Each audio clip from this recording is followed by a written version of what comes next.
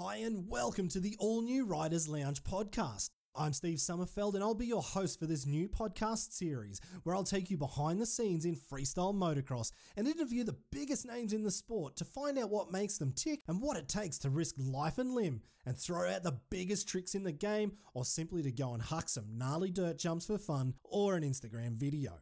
The Riders Lounge podcast will also catch up with the future of freestyle motocross with the new next generation Groms, see what they've got up their sleeve, also occasionally hearing from the industry heavyweights or whoever I stumble across in other action sports and some big name guys during my travels. I'll also be doing small wrap-ups of the big FMX events from around the world, whether I was there in person like every round of Night of the Jumps World Tour Championships or simply an event overseas on YouTube like most of you should be watching anyway, and I'll try and give a bit of background information from the riders who were there. It's almost like bringing the days of waiting for your monthly magazine to flick through into an easy to listen to, I hope, podcast while you're driving to work, sitting on the couch bored and scrolling through Instagram, or maybe you're sitting in the machine building some new jumps, or if you don't have a machine, with a shovel, whatever. So what can you expect from the Riders Lounge podcast? Well, since I'm a washed up FMX rider myself, after crashing my brains out in a show in 2017 after missing a seat grab on a damn backflip, I'm still luckily involved in the sport and I'm still able to travel the world, meeting all the same riders I was hanging out with before, whether I was riding with them or just at the events. And the idea is to catch these guys while they're just chilled out between shows or training at home, or whether they're just sitting down and having a beer after the show, which is the main aim of this podcast, because who doesn't want to hear riders spilling the beans after a couple of beers? A new Riders Lounge podcast will be available at a minimum of one per fortnight, and I'll try and keep them on Tuesdays starting from March 17th. So next Tuesday, tune in. And this is mainly because I hate working on Mondays. I can't wait to release the first interview for you all. It's with the Unicorn, the only man to ever land a triple backflip, an X Games gold medalist and Red Bull X Fighters World Tour champion, all-round nice guy and a good mate of mine, Josh Sheehan. The most stressful day of my life, but the most memorable. The build up to it, just trying to convince myself, tell myself, think that it's just like every other day. It's just going out there, doing the first one, go through the same procedures, warm up, and come in off the lip. Felt it was a good pop. My feet slid back, locked into the aggressive grip tape that I had. So like, yep, in the right position, feel good. And the first two spin around pretty quick, and that's after the second one, I'm at the peak of the rotation. So then I've got the drop, the fall to get the third rotation done, and I said, yes, that's going really good, and enough time to extend out and relax a bit before the landing. And the moment I touched down, I drifted across. I nearly went into the wall, but the weight off my shoulders that day was amazing. It was just cannot compare it to anything. It was that whole day was spent in disbelief after that. It was just. I've never had that much stress, never been through that much stress, full stop. But then to have it all like a clean slate after that, it's not like I'm relieved. There's massive feel of relief and adrenaline rush and just this high feeling. But you stay in it. I'm there all day. It was unexplainable. It was amazing. The next interview after Sheenies will be with Antonio Navas, who's half of the Spanish Tandem FMX team and kind of like the president of the Yates FMX team. Okay, but pin it. Don't come up short. Is there any point where you get like a bailout motion, like from Rocky maybe says, I don't feel it, don't go? Yeah, maybe a couple times happened that in the in-run, right before the ramp, was like doing kind of movement with his hand, like pin it, like more. I was like, what the fuck, move up, and already did the ramp. So it felt weird. Or sometimes especially for the backflip, I would say it's probably the most difficult trick for the tandem, because we're doing the long distance backflip and I have to pull so hard, and because Rocky's on the back, there's just a couple seconds that I lose the front wheel, because I'm pulling hard backwards and Rocky's also on the back. And the front wheel is losing, and I have to make sure I'm really, really straight, and also Rocky is straight. So sometimes we go sideways because Rocky's maybe pulling like a little sideways. But yeah, that's probably the hardest one. The third interview to be released will be with Marc Pignol, also from Spain, and he spilled the beans on inventing new tricks just before the second night of the Jumps in Berlin, where I had the chance to interview him. Then you had the inside roll.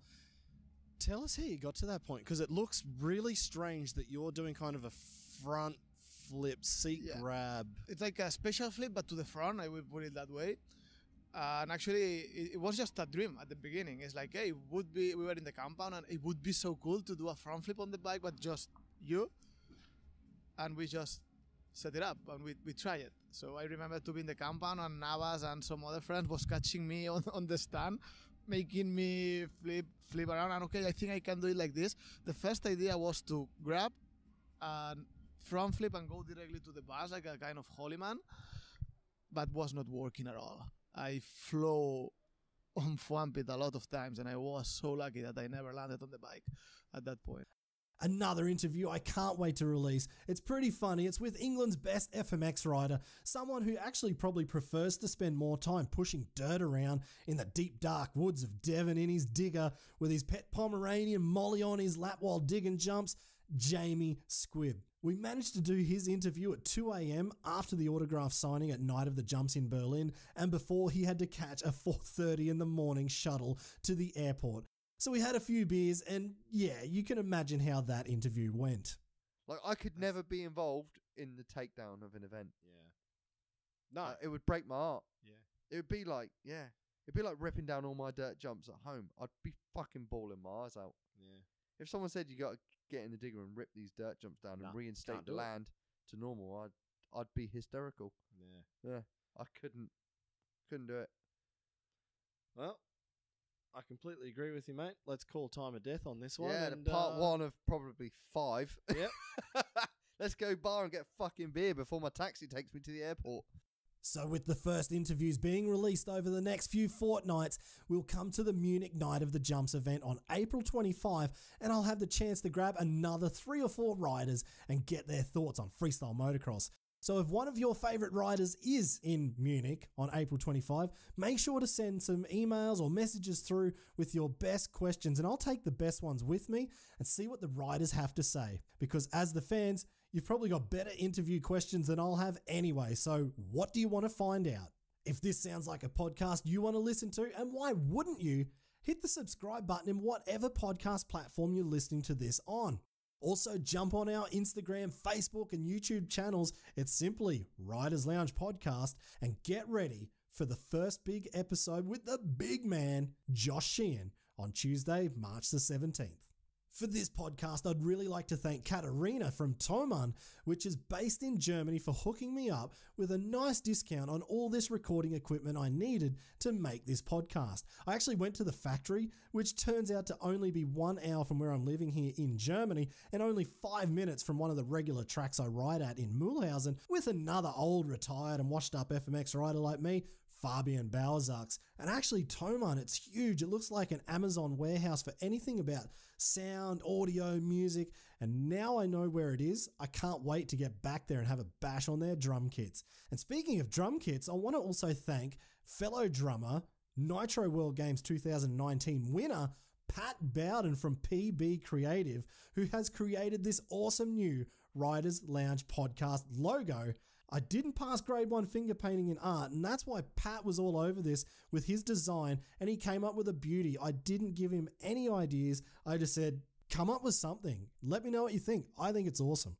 And I also really want to thank the 2007 X Games FMX gold medalist and FMX legend Adam Jones, who's going to put together some chunky guitar riffs that will go over all of the podcast episodes into the future. He's killing it in freestyle. He's got so much damn style, and I'm so stoked that he can take the time out to send some decent music, and I don't have to worry about any licenses whatsoever. I also want to give a shout out to my personal sponsors because without them, I would never have got to this point in freestyle motocross or even able to do this podcast. So a huge thanks has to go to a good friend of mine, Jason at Lakes Networking in Australia.